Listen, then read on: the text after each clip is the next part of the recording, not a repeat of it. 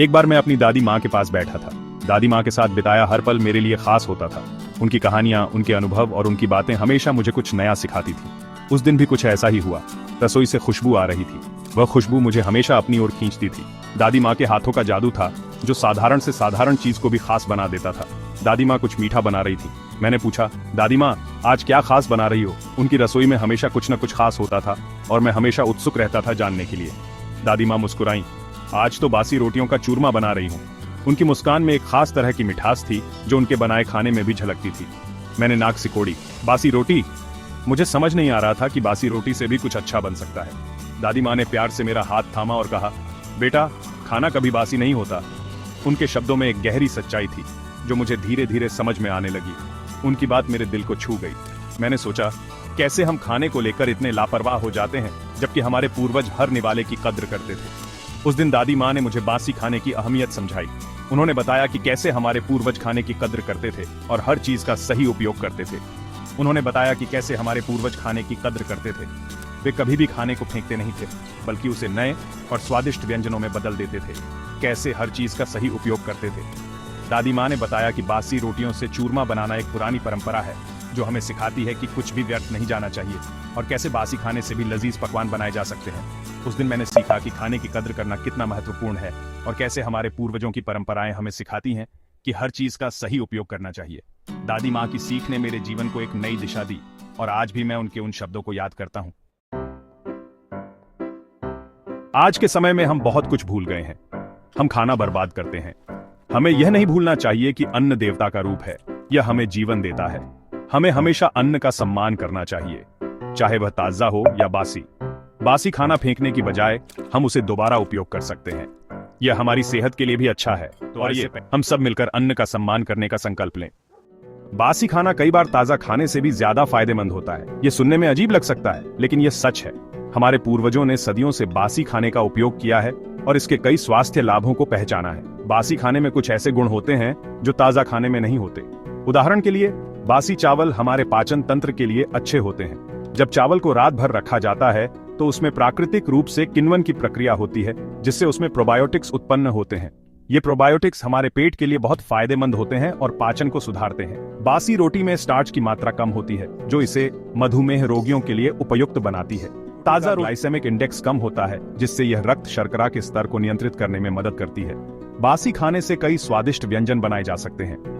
हमारे देश में कई पारंपरिक व्यंजन हैं जो बासी खाने से बनाए जाते हैं। इन व्यंजनों में न केवल स्वाद होता है बल्कि ये पोषण से भी भरपूर होते हैं। चूरमा इसका एक बेहतरीन उदाहरण है। यह एक मीठा व्यंजन है जो बासी रोटी से बनाया जाता है। चूरमा का स्वाद और उसकी बनावट इसे एक अनोखा व्यंजन बनाते हैं। यह राजस्थान का एक पारंपरिक व्यंजन है जो बासी रोटी से बनाया जाता है।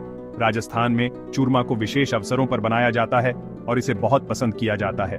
चूरमा न केवल स्वादिष्ट होता है बल्कि यह ऊर्जा से भी भरपूर होता है। इसमें घी, गुड़ और सूखे मेवे मिलाए जाते हैं जो इसे एक पौष्टिक और ऊर्जा देने वाला व्यंजन बनाते हैं। बासी खाने का जादू वास्तव में अद्भुत है और हमें इसे अपने आहार में शामिल करने पर विचार करना चाहिए। चूरमा का इतिहास बहुत पुराना है। यह एक ऐसा व्यंजन है जो भारतीय संस्कृति और परंपरा में गहराई से जुड़ा हुआ है। चूरमा का नाम सुनते ही मन में मिठास और स्वाद का ख्याल आता है। यह व्यंजन न केवल स्वादिष्ट है बल्कि इसके पीछे की कहानी भी बहुत रोचक है। कहा जाता है कि यह व्यंजन राजस्थान के योद्धाओं द्वारा बनाया गया था।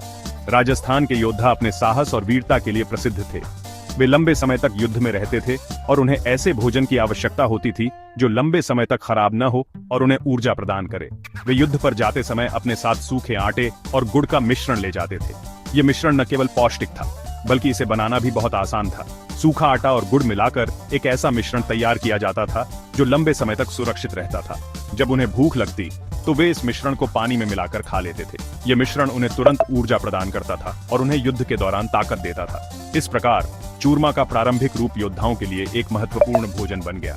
धीरे धीरे यह मिश्रण चूरमा के रूप में विकसित हुआ। समय के साथ इसमें कई बदलाव आए और इसे और भी स्वादिष्ट बनाने के लिए विभिन्न सामग्रियों का उपयोग किया गया। आज चूरमा को घी, सूखे मेवे और अन्य स्वादिष्ट सामग्रियों के साथ तैयार किया जाता है। चूरमा एक ऐसा व्यंजन है जो पीढ़ी दर पीढ़ी चला आ रहा है। ये न केवल एक मिठाई है बल्कि एक परंपरा है जो परिवारों को जोड़ती है। हर पीढ़ी ने इसमें अपना योगदान दिया है और इसे और भी विशेष बनाया है। ये व्यंजन राजस्थान की संस्कृति और परंपरा का प्रतीक है। चूरमा राजस्थान के हर त्योहार और विशेष अवसर का एक महत्वपूर्ण हिस्सा है। यह न केवल स्वादिष्ट है, बल्कि इसमें राजस्थान की समृद्ध सांस्कृतिक धरोहर की झलक भी मिलती है। आज भी चूरमा राजस्थान के हर घर में बनाया जाता है। ये एक ऐसा व्यंजन है जो हर किसी के दिल के करीब है। चाहे कोई भी अवसर हो, चूरमा हमेशा मेज पर होता है। यह व्यंजन न केवल स्वादिष्ट है, बल्कि इसमें प्यार और परंपरा की मिठास भी है। चूरमा बनाना बहुत आसान है। सबसे पहले बासी रोटियों को तोड़कर उन्हें धूप में सुखा लें। फिर इन्हें मिक्सर में पीसकर पाउडर बना लें। अब एक पैन में घी गरम करें और उसमें यह पाउडर डालकर भूनें। जब पाउडर सुनहरा हो जाए तो उसमें गुड़ या चीनी डालकर अच्छी तरह मिलाएं। अंत में इसमें मेवे और इलायची पाउडर डालकर गर्मा गर्म परोसें। चूरमा को आप दही या दूध के साथ भी खा सकते हैं। यह एक संपूर्ण भोजन है जो आपको ऊर्जा से भर देगा। चूरमा कई प्रकार के होते हैं। गुड़ के चूरमा के अलावा आप चीनी का चूरमा, बेसन का चूरमा, गेहूं का चूरमा और मक्के का चूरमा भी बना सकते हैं। हर चूरमा का अपना अलग स्वाद और टेक्सचर होता है। आप अपनी पसंद के अनुसार चूरमा में मेवे और ड्राई फ्रूट्स भी डाल सकते हैं। बादाम, काजू, पिस्ता और किशमिश चूरमा के स्वाद को और भी बढ़ा देते हैं।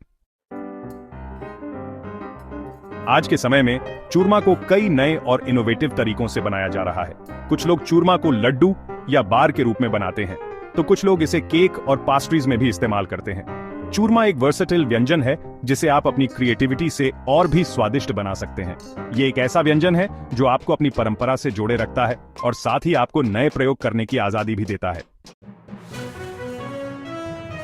चूरमा सिर्फ एक मिठाई नहीं है, बल्कि यह हमारी संस्कृति और परंपरा का प्रतीक है। यह हमें सिखाता है कि कैसे हम साधारण चीजों से भी असाधारण चीजें बना सकते हैं।